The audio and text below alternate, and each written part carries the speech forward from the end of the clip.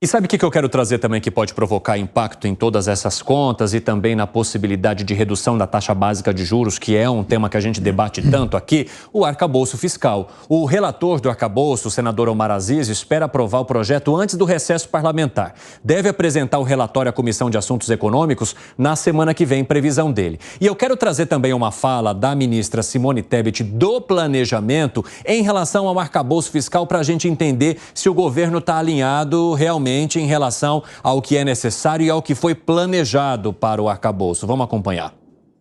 Agora, nós temos que cumprir os limites constitucionais para a educação e para a saúde. Então, nós vamos ter que gastar 18% com educação. Nós temos que gastar 15% com a saúde. Nós vamos ter que colocar dentro do orçamento brasileiro essas despesas. Com isso, nós vamos ter que tirar de um lugar ou outro. Onde? Ixi, Maria. Ela deu Quer começar, Gani? Não, ela deu a deixa ali que uma das reclamações é justamente que o Fundeb, por exemplo, que inclui gastos com educação básica, evidentemente, ele foi, pelo Congresso Nacional, incluído na regra do teto de gastos. Sim. E o governo, na versão inicial enviada para o Congresso, não estava na regra do teto de gastos, de uma regra própria. Então, provavelmente, ela deu o sinal ali, onde o governo tem mais facilidade é no Senado. Eu acredito que o Fundeb, ele vai voltar a ser uma exceção à regra aí do limite, né? Não o teto, mas o limite da... Ô Edu, coloca de novo a fala da Simone Tebet para a gente prestar atenção nessa feição final ali dela durante a entrevista. Agora, nós temos que cumprir os limites constitucionais para a educação e para a saúde. Então, nós vamos ter que gastar 18% com educação. Nós temos que gastar 15% com a saúde. Nós vamos ter que colocar dentro do orçamento brasileiro essas despesas. Com isso, nós vamos ter que tirar de um lugar ou outro. Onde? Onde? Aonde? O que essa expressão traz preocupação para você, Fábio Piperno? Uma pergunta bem objetiva primeiro. Por quê? De jeito nenhum, porque são dois setores essenciais onde o Brasil tem um déficit social enorme e tem que gastar com isso.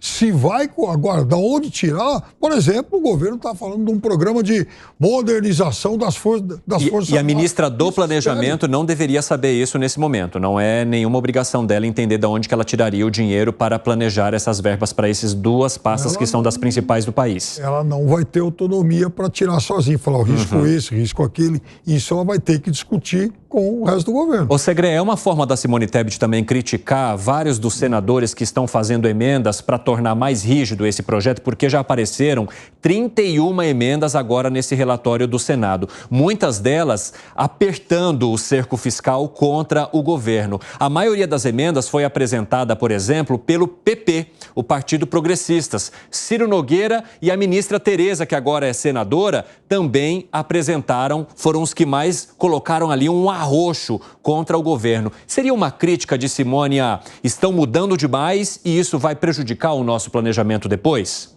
Eu não entraria nessa linha. Eu vejo primeiro, quando uma ministra de qualquer governo te diz que precisamos gastar em educação e gastar em saúde, aí eu entendo porque o presidente Lula não tem a mínima ideia na diferença entre gastar e investir.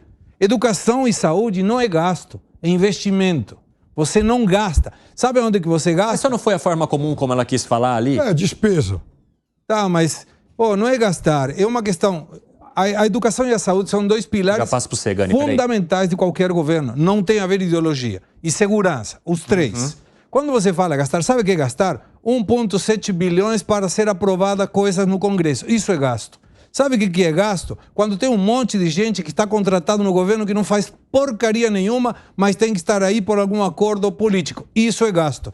Saúde e educação é investimento. E me preocupa que a ministra não saiba de onde vai tirar o dinheiro, porque com certeza dá para tirar em todas aquelas despesas que poderiam ser cortadas. E foi, Gani? Vende-se uma ideia aqui no Brasil que a gente gasta pouco com educação e a nossa educação é medíocre, e é medíocre mesmo, mas é por conta da falta de gasto. Não é. O Brasil, proporcionalmente ao PIB, gasta o que gasta uma Alemanha em gastos educacionais.